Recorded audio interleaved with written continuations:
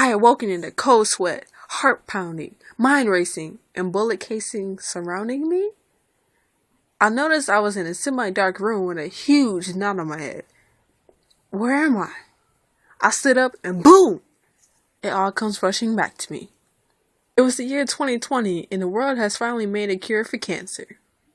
When everybody was getting the antivirus shot, I was playing it safe.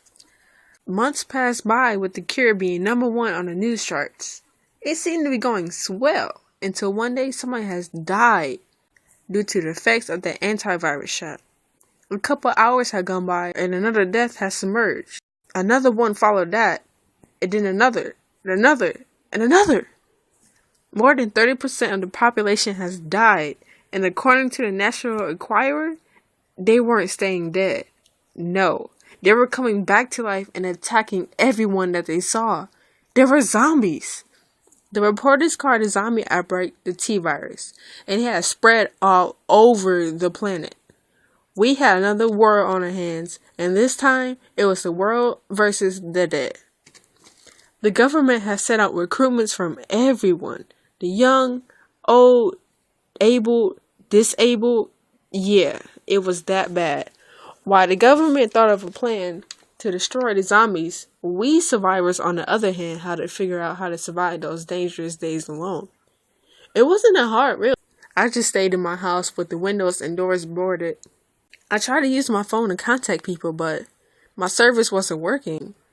I remember I haven't paid my phone bill that month. Just my luck. With no success on that, I turned on my TV to see what was happening. The army has decided to lure in the zombies with materials like raw meats and rotten foods to Texas, and everybody needed to participate in this ASAP.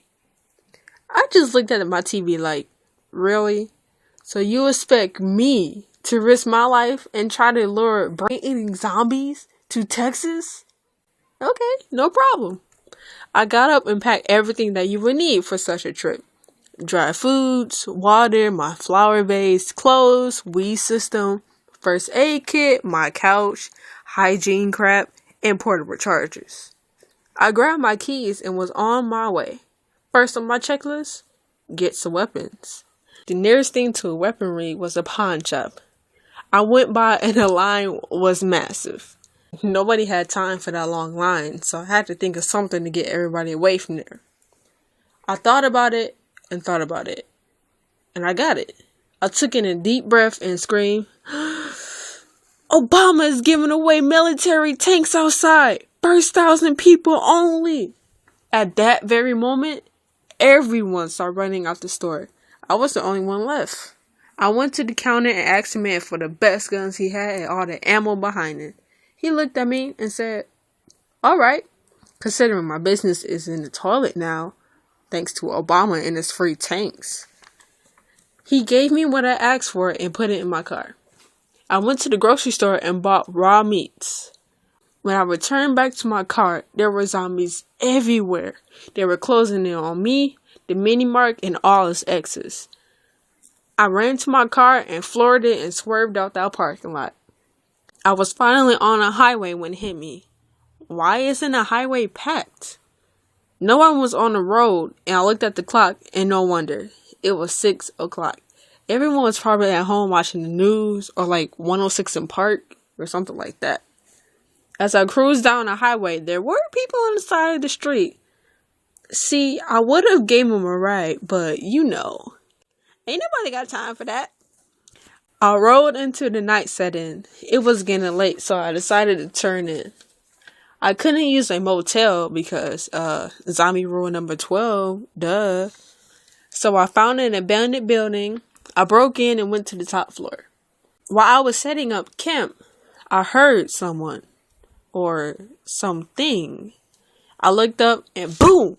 I took a club to the face. I stumbled back and fell into a deep sleep. I awoke in a cold sweat, heart pounding, mind racing, and bullet shells surrounding me. When I stood up, a huge knot was on my head. Where am I? There sat a man making some sort of vegetable soup or something. Who are you? He told me he was just like me, traveling the country trying to get to Texas.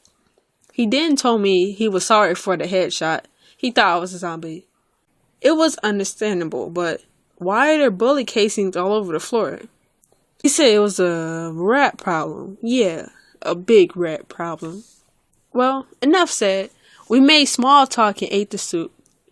When we were done, we packed up and now we're a zombie team duo. He luckily had a pickup truck, so we just launched my car onto his. It was a long journey for the zombies. Will they ever make it to Texas on time? Will the government find a better solution? Will the story ever end? Continue with the journey of Zombie Frontier.